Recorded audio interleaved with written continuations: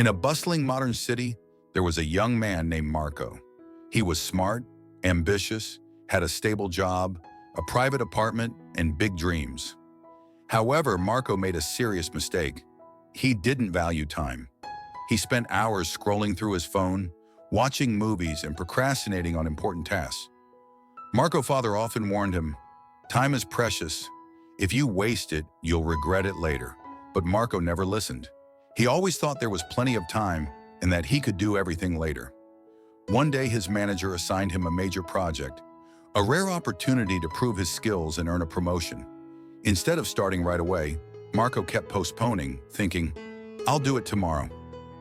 Day after day passed, and as the deadline approached, he realized he had only completed half of the work. As a result, the project failed, the company lost an important client, and Marco was fired. What he once thought was minor, procrastination and laziness, had now cost him his career in the blink of an eye. At first, Marco thought losing his job was the worst thing that could happen. But things quickly got even worse. Without income, he couldn't pay his rent and was evicted. His friends distanced themselves. No one cared or supported him like before. His family was also visibly disappointed. His father said, "You wasted so much time. Now look at the consequences." Those words pierced Marco's heart. He had lost everything. No job, no home, and no hope. With no other choice, Marco left the city and returned to his quiet countryside village, hoping it would help him think clearly and find peace. But each day in the village, Marco wandered aimlessly, overwhelmed with shame. He avoided neighbors and familiar faces, not wanting anyone to see him as a failure. One evening, as the sun was setting, Marco sat under a large banyan tree at the edge of the village. Bathed in the golden dusk, he sat silently, head in hands, full of regret and despair. Suddenly, a gentle voice spoke. "Young man, why do you look so sad?" Marco looked up and saw an old monk with a kind face and compassionate eyes. The monk wore simple brown robes and held a wooden staff. Unable to hold back, Marco poured out everything: his past life, his bad habit of delaying tasks, and the painful downfall that cost him everything. The monk listened patiently without judgment, and then softly smiled. "Your story reminds me of someone else who once faced the same problem."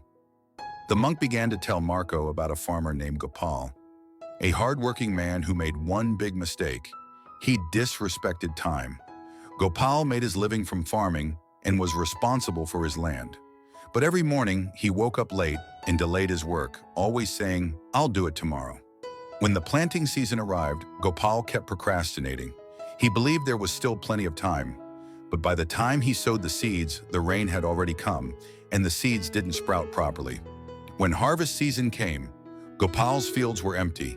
He had no crops to harvest, no food for his family, and no money to survive. One night, sitting under a sky full of stars, he realized his mistake and whispered to himself, "I didn't lose the harvest because of bad luck, but because of my laziness and procrastination." From that day forward, Gopal completely changed. He woke up early, worked consistently, and never delayed tasks again. The next year, his fields were filled with ripe crops, and the harvest was abundant. Gopal became the most successful farmer in the village, not just because of the yield, but because he had learned a valuable lesson: to treasure every moment.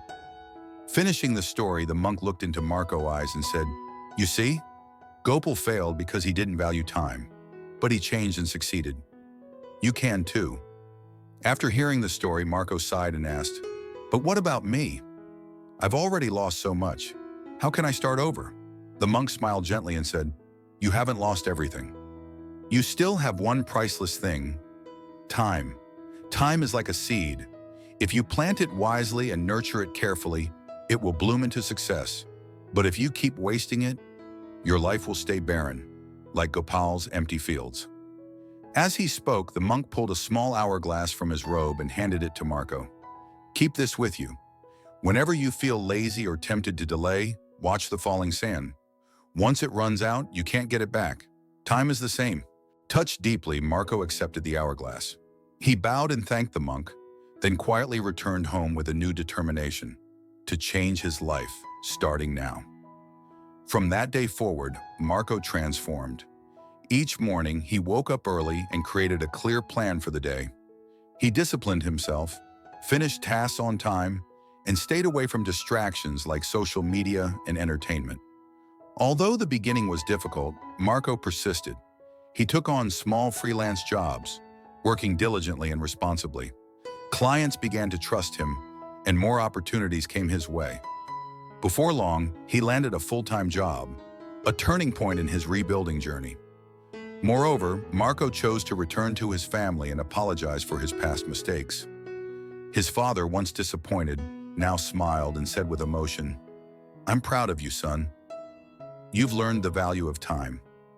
The hourglass remained on Marco's desk. Whenever he felt lazy, he would glance at the falling sand and remind himself, "Time is gold.